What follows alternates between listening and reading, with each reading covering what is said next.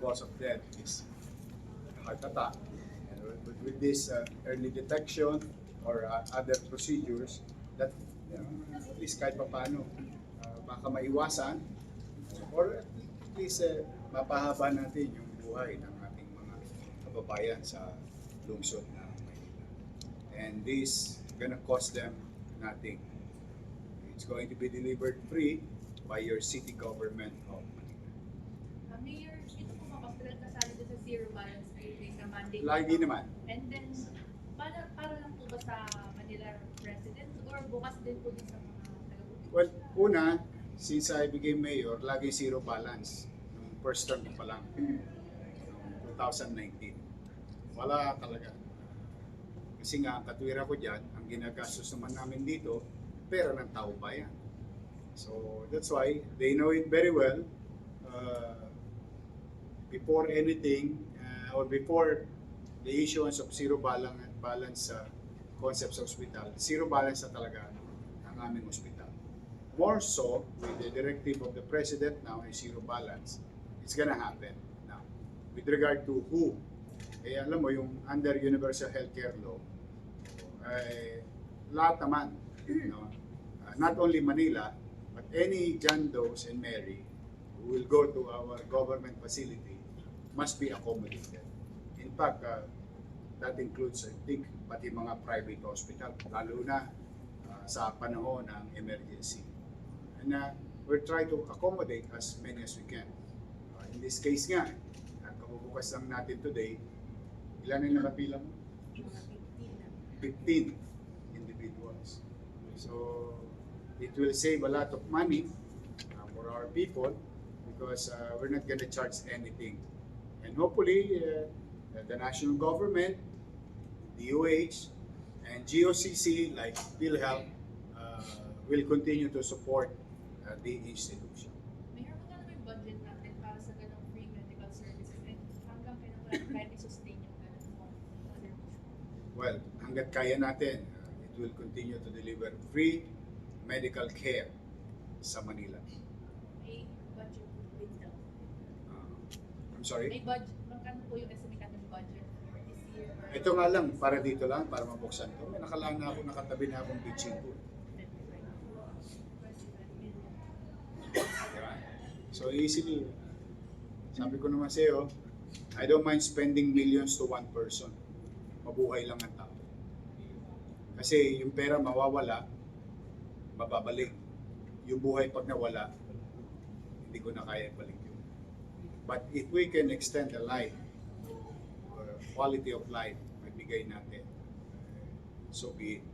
I don't mind spending millions and hundreds of millions to an equipment so that our doctors will have a proper diagnostic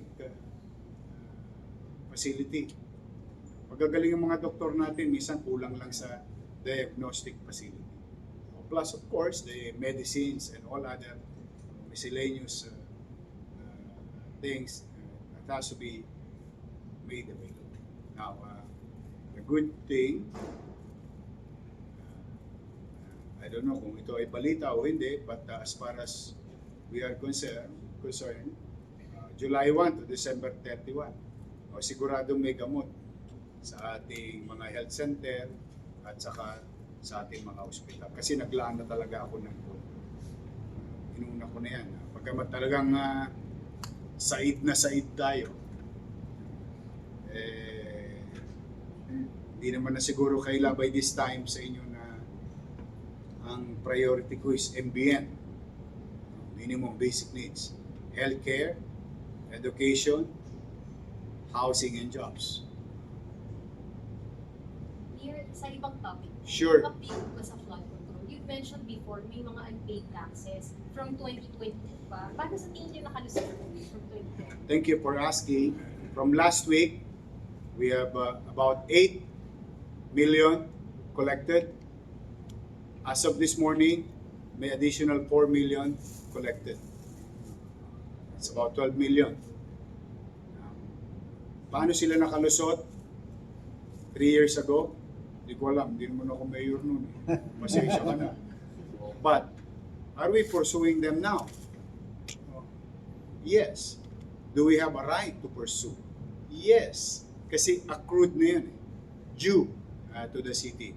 It is an existing law or what you call tax code of the city government.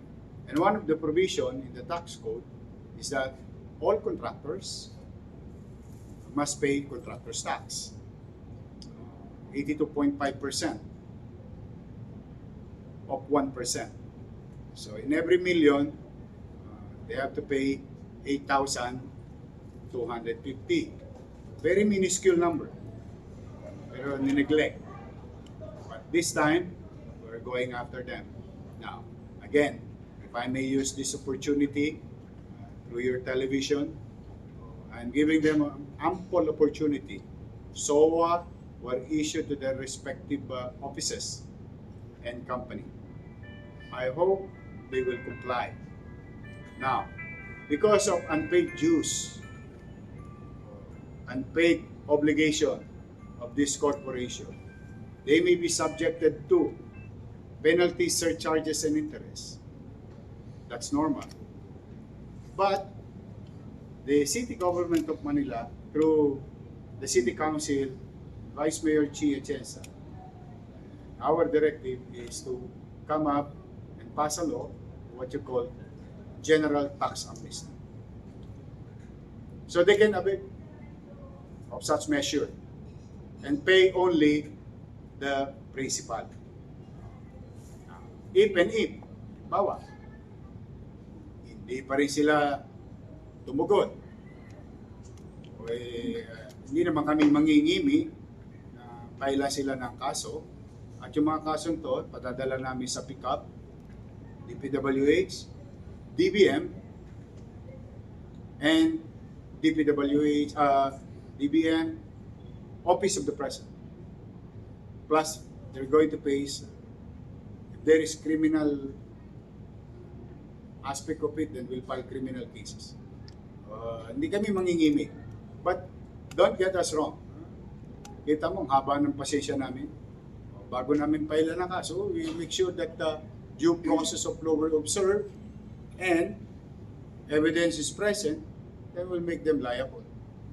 Hanggang kailan po yung paluto? Galing ng tanong mo. Diniscuss ko nga lang kanina yan kay Treasurer. Basta binibigyan ko sila ample time. Kasi they have to pay. It's, alam mo, kahit anong gawin nila, nila matatakbuhan. Kasi biniyaran na sila. Natapos na yun. Now, having said that, on the other side, last Friday, 5 project ng DPWH, I signed business building permit. See? Wala. Bayad sila ng regulatory fees, bayad sila ng contractor's tax, then we sign a permit. So, true to our word, na if you comply with the requirements of law, bakit naman namin pipigilan yung mga programang yan? Whether kalaban namin sa politika o hindi, it doesn't matter to us. Basta kapakinabangan ng tao. Mayor, so far ilan na po yung nasingil natin pagkakas? 12 billion total. Ilan po yung mga nito? Ay dapat mahigit 100 billion yun, more or less. Baka mawat pa ng 200 billion mahigit. But we will pursue. Natulog lang sila ng 3 taon. At gising na ang gobyerno ngayon. Mayor, just question Sure. from my end. Any chance po for you to join mayors for good governance? Well, I'm not invited yet. But with all honesty, it is not up for me to say that I'm a mayor for good governance or good governance. Hayaan ko na ang taong bayan ang humusga. Hindi ko naman pwedeng i-self-assess yung sarili ko. Hayaan ko na lang ang taong bayan ang mag-assess if we are doing good governance. Mayor, yung regarding sa signage, so nakita ko si Petro Kim. Nakita mo? Po bang Pinagkakakalos ko, di ba? Inutil. Hindi ka talaga kagaguhan talaga yun. Patong panel sa Kaya, Pedro. nagtayo ka ng street sign pero hindi mo tinanggal yung luma. Para lang masabing may ginawa. Pero magkakalito-lito. Inubos na namin. Ilan po yung natagpuan nyo na? Wala pa kaming exact numbers, but a good sum were destroyed over the weekend. Kapan directive last Friday. Marami nang kinalos ang city engineering. Pero talaga sa totoo, hindi ko rin makarok yun. Katulad yung yung reaction ng taong bayan. Nakakapanlumo. Kasi talaga naman unang-una, sorry my French, kagaguhan talaga eh. Sayang, pagwawaldas ng pera. Could have been used on other things. That's 39 million. 39. How many signages kaya yun? Wala, it's District 1 to 6 eh. Kaya inaalam namin yun eh. Kasi done December 23, 2004. So over the course of the campaign, busy-busy sa paggasta eh. Pero okay naman yung paggasta. Katulad yung tanong mo kanina. Di ba tinanong mo ako, may yung magkano yung budget? Dito pa lang, nilaan namin. Tungkol na to sa puso. 25, 35 milyones. Can you imagine how many lives that we can help? But then again, I hope dumaan sa proseso. We'll look into the matter.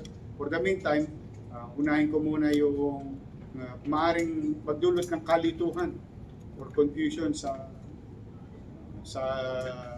kalsada. Last po, Sure. sir. Sa tingin niyo, sino po dapat ma-held accountable for flood control? I am no judge. I will let Senator Marcoleta and Senator Lacson do their part in the Senate. We are watching. I think the Filipino, for that matter, not only Manileños, are watching the Senate hearing.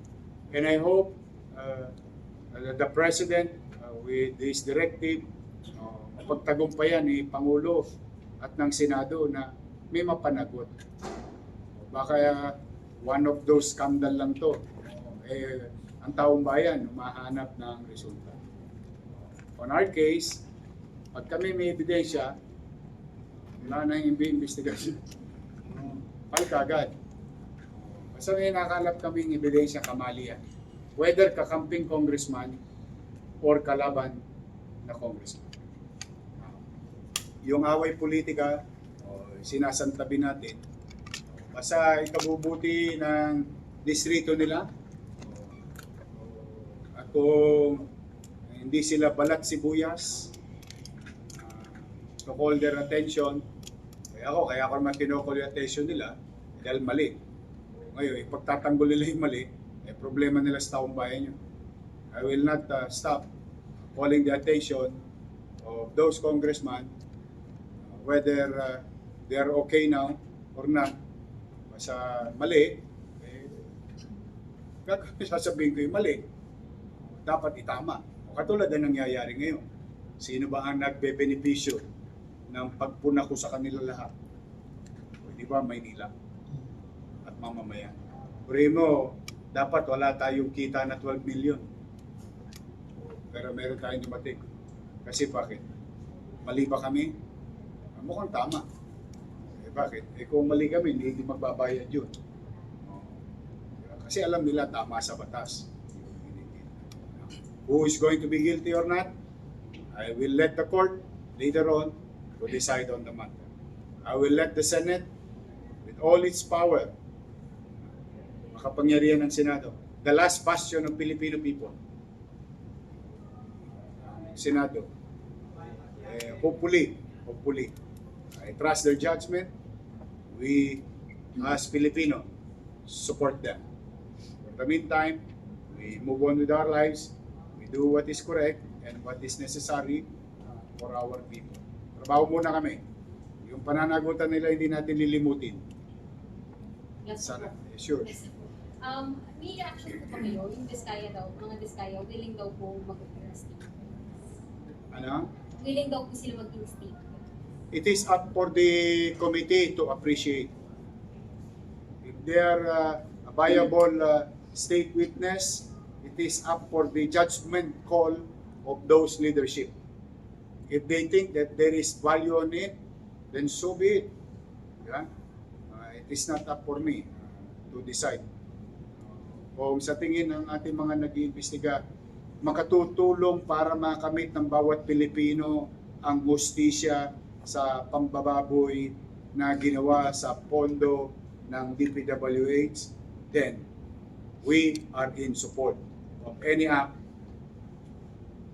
later on by the Senate with regard to pursuing individuals and corporations to be held accountable. Thank you.